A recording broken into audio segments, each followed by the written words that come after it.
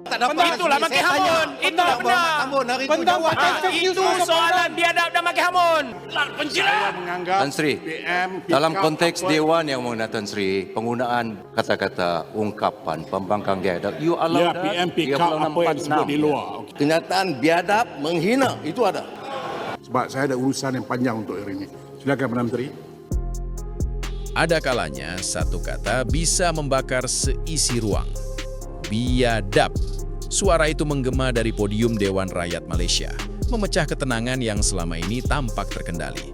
Perdana Menteri Anwar Ibrahim, sosok yang dikenal tenang dan penuh diplomasi, tiba-tiba kehilangan kesabaran.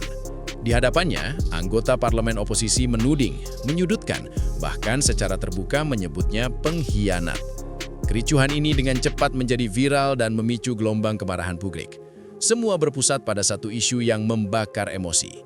Tuduhan bahwa Malaysia telah menyerahkan 5.200 hektar tanah kepada Indonesia sebagai kompensasi atas 3 desa kecil di Nunukan. Narasi yang beredar terdengar mengerikan. Negara dijual, kedaulatan dilepas, Malaysia dirugikan. Namun, benarkah demikian?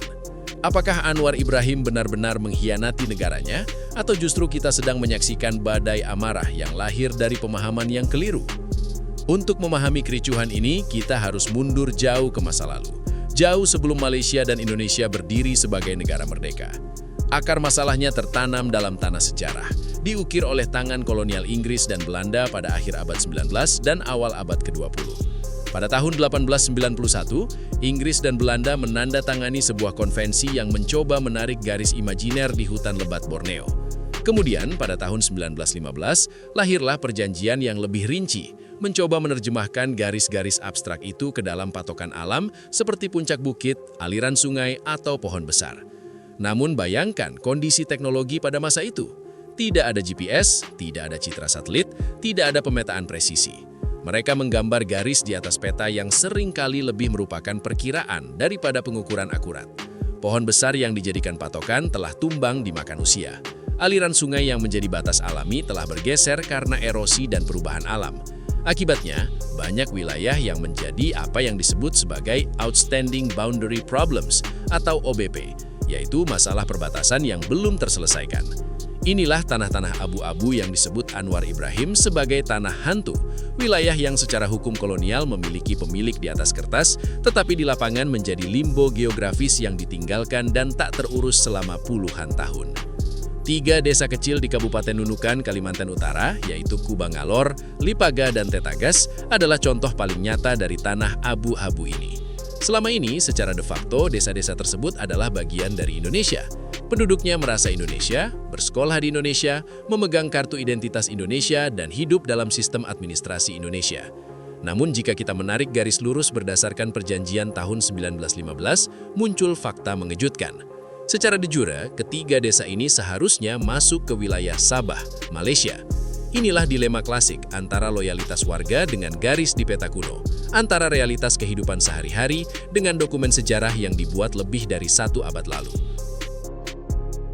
Lalu, mengapa masalah yang sudah berusia lebih dari 100 tahun ini baru meledak sekarang? Jawabannya terletak pada perpaduan antara kemajuan teknologi dan kebutuhan akan kepastian hukum.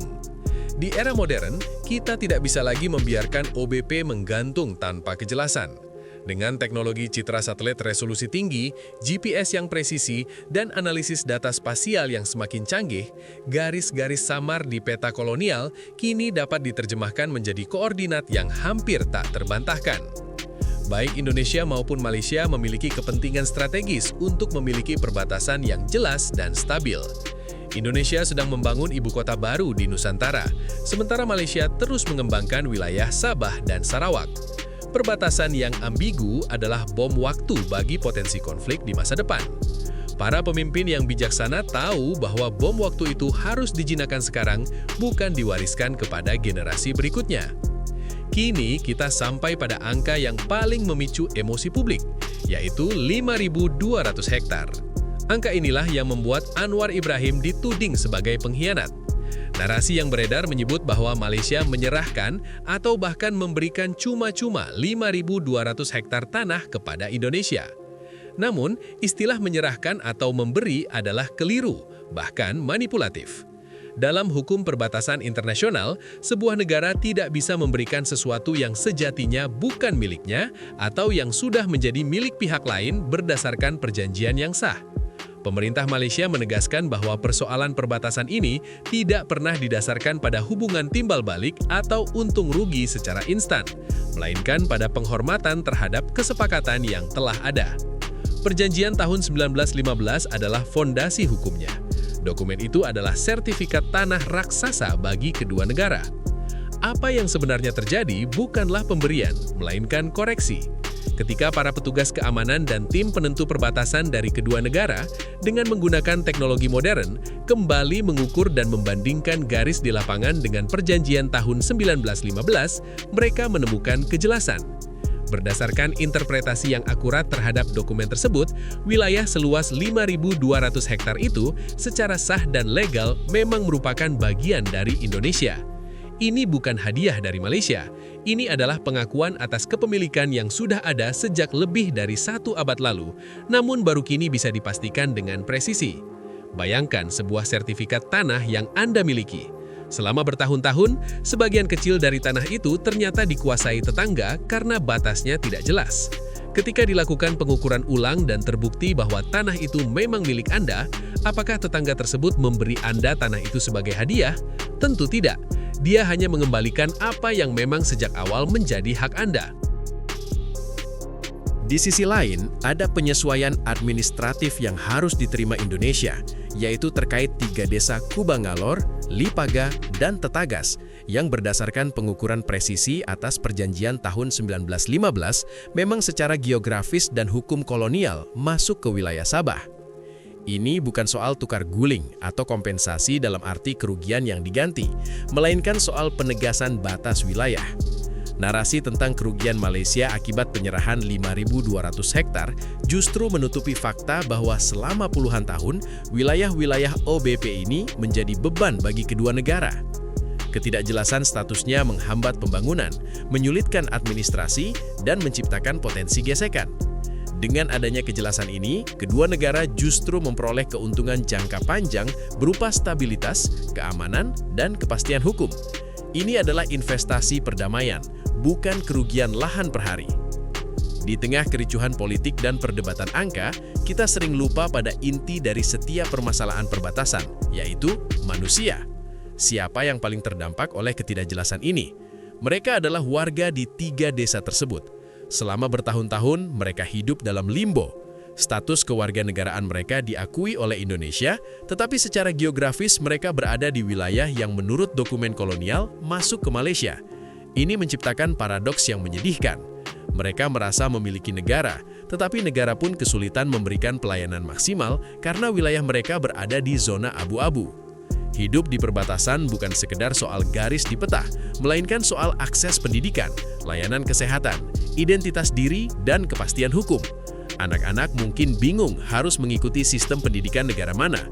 Para petani kesulitan mengurus sertifikat tanah mereka.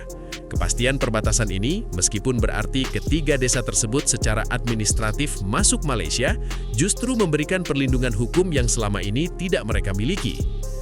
Ledakan emosi Anwar Ibrahim di parlemen sebenarnya mencerminkan pembelaan terhadap prinsip etika kekuasaan, bahwa keputusan besar terkait perbatasan bukan hanya soal siapa yang untung dan siapa yang rugi, melainkan soal tanggung jawab untuk menghormati perjanjian, menjaga perdamaian, dan melindungi rakyat. Menunda penyelesaian OBP lebih lama lagi berarti membiarkan ribuan jiwa hidup dalam ketidakpastian dan membuka celah konflik di masa depan. Dengan berani menghadapi warisan kolonial ini, kedua negara menunjukkan kematangan diplomasi dan komitmen terhadap stabilitas regional. Mungkin bagi sebagian politisi, kata pengkhianat terasa mudah dilontarkan. Namun, bagi negarawan sejati, keputusan untuk menyelesaikan sengketa berpuluh tahun demi kepastian hukum, perdamaian, dan martabat manusia adalah bentuk patriotisme yang paling murni. Kemenangan sejati bukanlah menaklukkan tanah, melainkan menaklukkan ketidakjelasan dan membangun jembatan persahabatan di atas kepastian. Pelajaran terbesar dari kericuhan di Dewan Rakyat Malaysia ini adalah bahwa di era informasi yang melimpah, narasi provokatif seringkali lebih cepat viral daripada fakta yang membosankan. Namun, kebenaran, seberapapun rumitnya, pada akhirnya selalu menemukan jalannya.